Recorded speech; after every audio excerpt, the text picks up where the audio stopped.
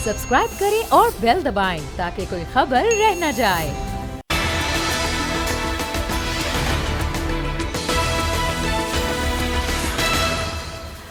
अस्सलामुअलैकुम नाज़रीन, प्रोग्राम अब बात होगी में आपको खुशामदीद कहेंगे। मैं हूं आपके साथ सहरेश जुहेब। नाज़रीन, पाकिस्तान में इस हफ्ते बड़ी तेज़ी के साथ डेवलपमेंट्स हुई हैं, भले वो सियासी डेवलपमेंट्स हों या फिर इदारों में डेवलपमेंट्स हों। IMF के साथ मुआहदा तय पाया, फिर हमने ये भी देखा एमनेस्टी स्कीम से भरपूर फ़ायदा उठाया गया है, ये भी कहा गया, और जो एक्सटेंशन है वो दी गई, 3 डोज़ की तौसीह दी गई एमनेस्टी स्कीम के हवाले से। और उसके बाद FBR ने एक बड़ा इक़दाम लिया करप्शन माफिया के ख़िलाफ़। अफसरान के तबादले किए गए हैं, तकर्रियाँ की गई हैं, नोटिफिकेशन जारी किए गए हैं। इसके साथ साथ रहबर कमेटी का इजलास हुआ, पहला इजलास रहबर कमेटी का, जिसमें कुछ फैसले किए गए हैं। मुश्तरका जलसे किए जाएंगे, यौम स्याह मनाया जाएगा। इसके अलावा जो करारदाद है चेयरमैन सेनेट को तब्दील करने के हवाले से वो पेश की जाएगी। अगर पंजाब की बात की जाए तो वहाँ पर भी काफ़ी डेवलपमेंट हुई है।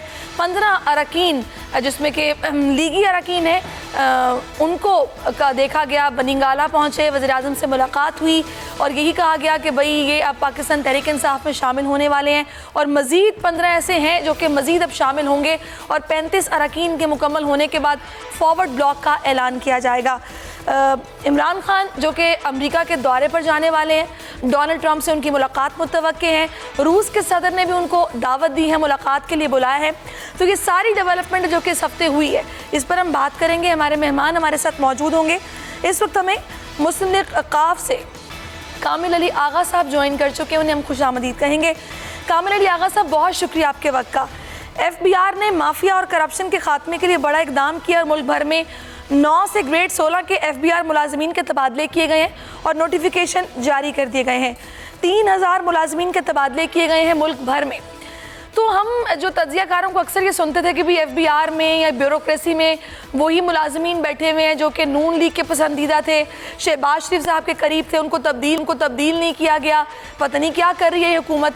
लेकिन अब ये तब्दीली बड़ी तेज़ी के साथ नज़र आ रही है और शेख रशीद साहब ने खुद कहा था कि आप जुलाई में इमरान खान साहब की सही सियासत को देखेंगे। तो अभी आपने इस इक़दाम को FBR के किस तरह देखा है? देखें, ये जो शब्बर रज़ा जो चेयरमैन FBR आए हैं, इनका बड़ा तजुर्बा है।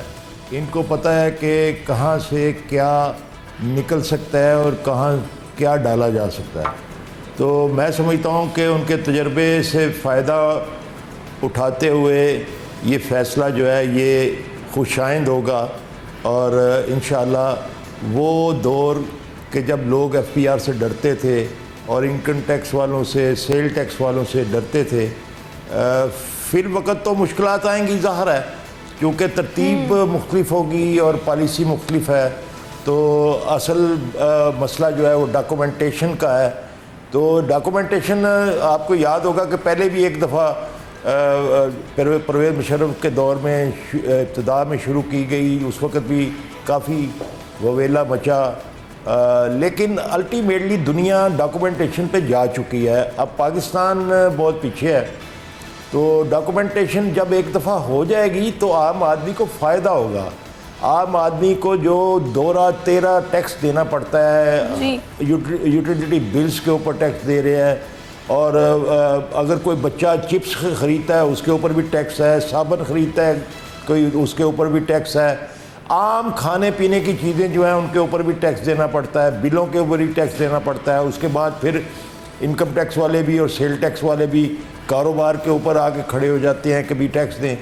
तो ये सारी मुश्किलात जो हैं उनका तदारक मुमकिन एक तरीके से है कि तमाम लोग जो हैं जो टैक्स अदा कर सकते हैं वो टैक्स नेट पे आ जाएँ। उसके बाद लोग आम आदमी को सहूलत शुरू हो जाएगी। ज़ाहिर है फिर ये इंडायरेक्ट टैक्स की जो भरमार है, बिलों के ज़रिए टैक्स और आम खाने पीने की चीज़ों के ज़रिए टैक्स, दूध पे टैक्स, चावलों पे टैक्स, आटे पे टैक्स, तो ये सारी चीज़ें जो हैं वो ख़त्म करनी हो जाएंगी और डायरेक्ट टैक्सेस जो हैं वो अच्छा, वैसे कामिल साहब ठीक है, आप बिल्कुल ठीक तो कह मैं रहे हैं। समझता हूँ कि इससे फ़ायदा होगा। लेकिन सर आप नहीं ये समझते जो आजकल मतलब बात हो रही है इस सारी सूरत हाल पर कि चाहे कितनी कोशिश क्यों ना कर ली जाए टैक्स नेट को बढ़ाने की, चाहे कितनी ही विल क्यों ना हो प्राइम मिनिस्टर लेवल पर, लेकिन जब तक इदारे अपना काम खुद नहीं करेंगे, इम्प्लीमेंट इदारों ने खुद करना है।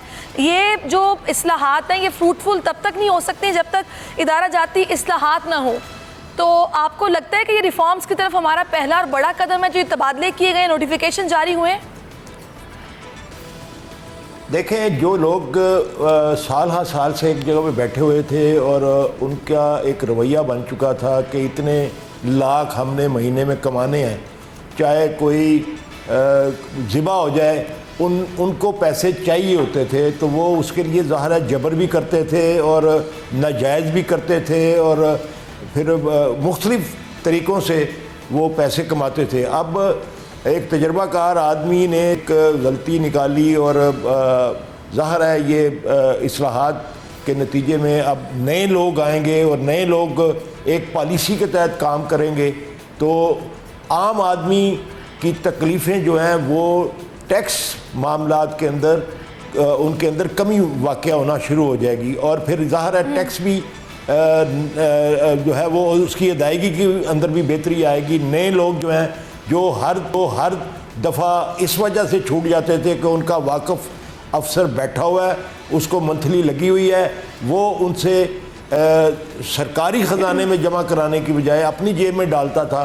तो ये नए लोगों से तवक्को की जाएगी कि वो नए टैक्स पेयर जो हैं उनको नेट में शामिल करें और उनसे टैक्स वसूल करें जो उनके ज़िम्मा बनता है। मैं ये नहीं कहता कि किसी के साथ नाजायज़ होनी चाहिए, नाजायज़ होगी तो ज़ाहिर है फिर इस पॉलिसी का जो असल मकसद है वो ख़त्म हो जाएगा और अगर मकसद फौत हो जाए तो कोई कामयाबी सामने नहीं आ सकती। मैं समझता हूँ इसकी कामयाबी यही है नई पॉलिसी की कि नए लोग जो हैं वो टैक्स नेट में दाखिल हों और डॉक्यूमेंटेशन हो। डॉक्यूमेंटेशन बड़ी ज़रूरी है, पूरी दुनिया में डॉक्यूमेंटेशन हो चुकी है। सही, आप इन रिफॉर्म्स को अच्छा समझ रहे हैं और आप कह रहे हैं कि बेहतरी की जानिब कदम है और इसके अच्छे नताइज बरामद होंगे।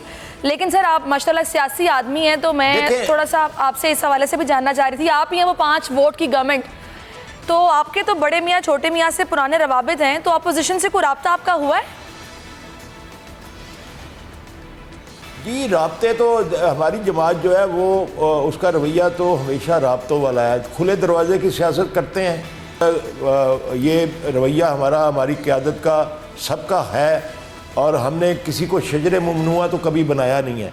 लेकिन ये है कि हम बिला वजह ना किसी से मुलाकात करते हैं, बामकसद मुलाकातें जो है वो होनी भी चाहिए और होती रहेंगी इंशाअल्लाह। अभी तक ये जो कुछ लोगों का पीटीआई में शामिल होने की बात हो रही है, ये इसके अंदर हमारी कोई तहरीक शामिल नहीं है। सही। हमारी जमात भी ये समझती है कि ये जो लोटाक्रेसी है ये कोई अच्छा अमल नहीं है और इससे इज्तनाब करना चाहिए और ये इज्तनाब जारी रहना चाहिए। और इमरान खान साहब भी हमेशा इस पॉलिसी पे गामजन रहे हैं। मुझे उम्मीद है कि वो इस पॉलिसी को आगे नहीं बढ़ाएंगे, लेकिन ज़ाहिर है नून लीग के अंदर जो जबर वाली क़यादत थी उसके उसके ऊपर जब एहतसाब का अमल शुरू हुआ है तो अब उनका कोई फ्यूचर नजर नहीं आ रहा। चले अभी रेबल कमेटी का भी पहला इजलास हो गया है, जाओ पेज जो ये लोग आजमाने की कोशिश कर रहे हैं मैं उस पर भी आपसे बात करूंगी। इस वक्त पाकिस्तान तहरीक इंसाफ से शौकत बसरा साहब हमें ज्वाइन कर चुके हैं, उनको भी मैं गुफ्तगू में शामिल कर लेती हूँ। शौकत साहब बहुत शुक्रिया आपके वक्त का।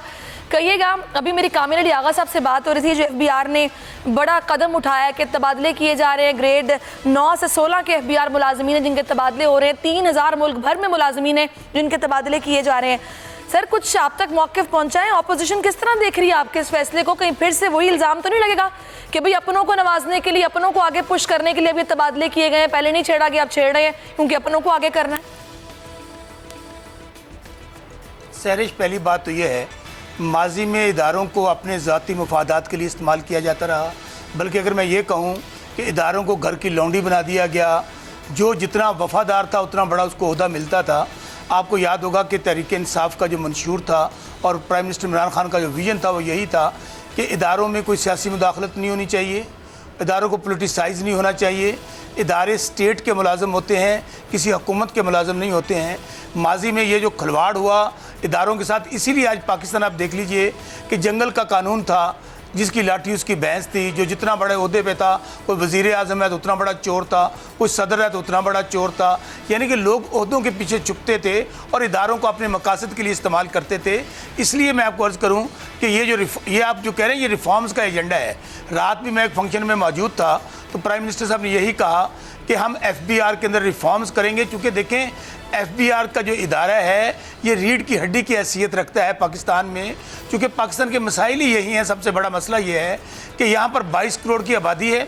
22 करोड़ की आबादी में 20 लाख लोग टैक्स देते हैं। तो मुझे बताइए कि जो अमीर से अमीर तर हो गए वो तो टैक्स दे ना, जो मिडिल क्लास है, जो गरीब तनख्वाहदार तबका है, उनके ऊपर फिर दोबारा से टैक्सेस का बोझ पड़े। तो इसलिए अनबैलेंस हो आपके माशरे के अंदर।